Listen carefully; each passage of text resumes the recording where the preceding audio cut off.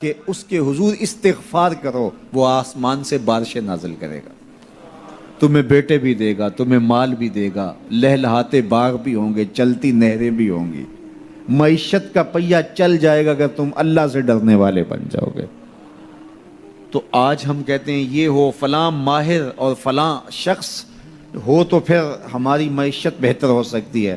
اللہ نے کہا استغفار کرنا سیکھ لو، میں تمہارے لیے رحمتوں کے دروازے کھول دوں گا، رحمتوں کے در کشادہ کر دوں گا، پیچیدگیاں ختم ہو جائیں گی، مشکلیں آسان ہونے لگیں گی اگر تم اللہ سے ڈرنا سیکھ جو، اس کے حضور استغفار کرنا سیکھ جو۔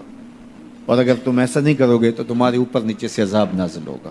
وَهُوَ الْقَادِرُ، وہ اس بات پہ قادر ہے، ان یبعث علیکم عذاباً، کہ وہ تمہارے اوپر عذاب نازل کرے، تمہارے اوپر سے، تمہارے نیچے سے۔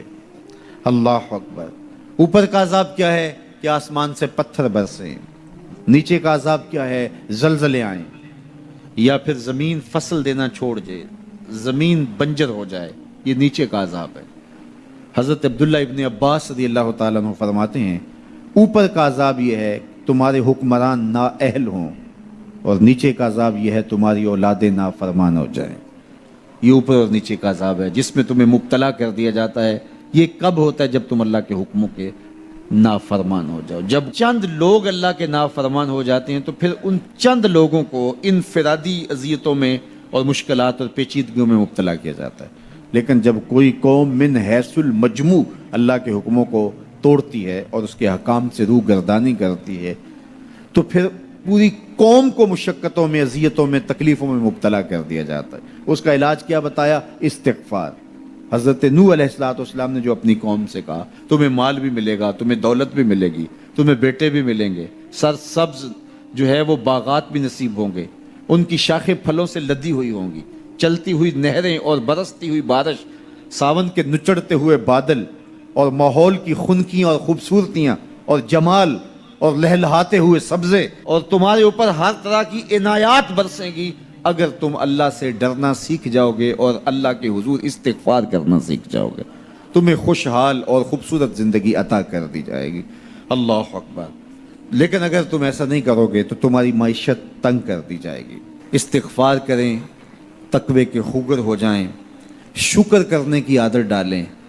جو شکر کرتے ہیں اللہ تعالیٰ ان کو اور زیادہ عطا فرماتا ہے، دنیا میں بھی اور آخرت میں بھی۔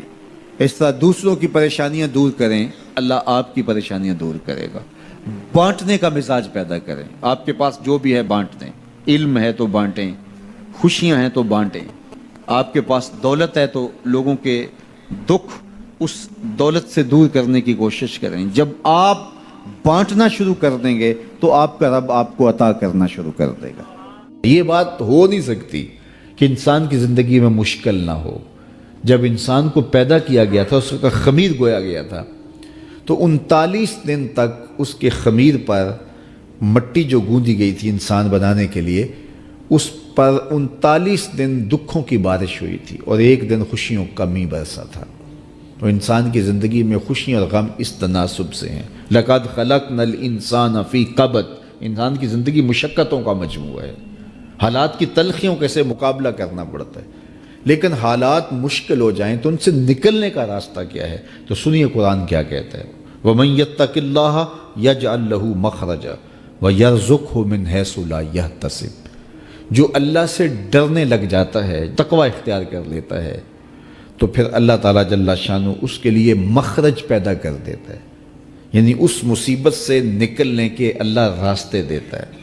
یہ اس شخص کا مقصوم ہے جو اللہ سے ڈرتا ہے۔ اس پر مشکلات اس پہ بھی آتی ہیں، یہ نہیں کہ اس پہ مشکلات نہیں آتی، زندگی کی مشکلات کا وہ بھی شکار ہوتا ہے، لیکن جو ہی مشکلات آتی ہیں ان مشکلات سے نکلنے کا اللہ اسے راستہ بھی عطا کر دیتا ہے۔ اور دوسری بات، وَيَرْزُقْهُ مِنْ حَيْثُ لَا يَحْتَسِبُ، اللہ اس کو وہاں سے رزق دیتا ہے جہاں سے اسے گمان بھی نہیں ہوتا، وہاں سے رزق دے دیتا ہے۔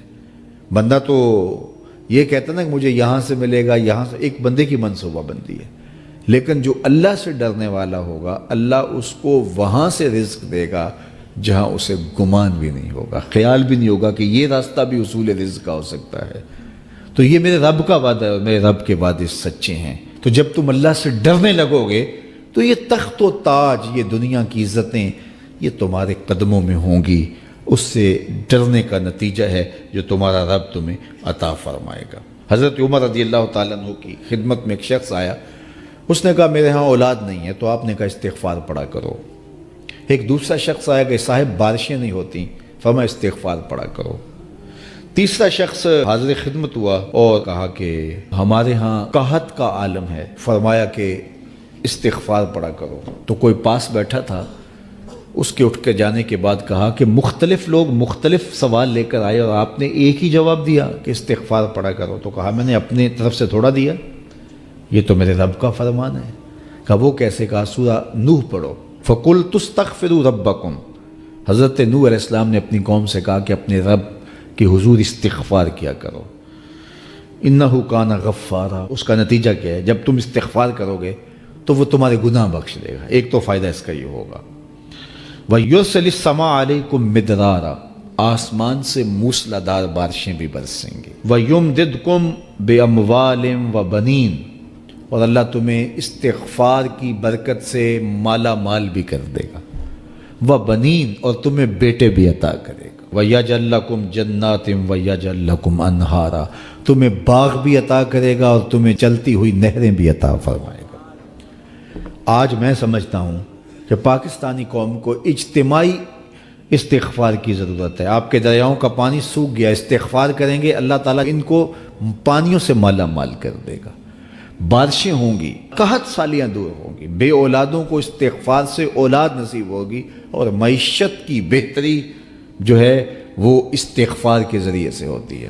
تو یہ 5 چیزیں بیان فرمائیں، تو استغفار سے خوشحال زندگی کا تصور ابھرتا ہے۔